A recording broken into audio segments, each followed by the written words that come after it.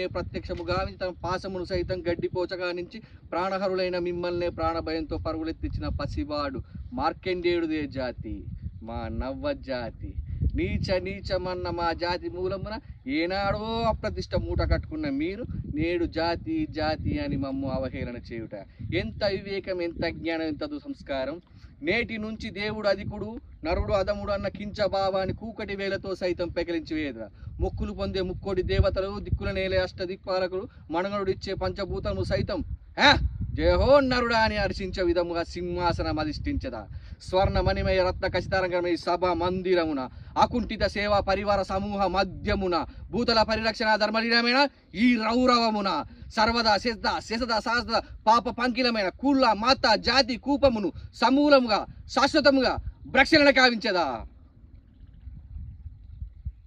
Any doubts?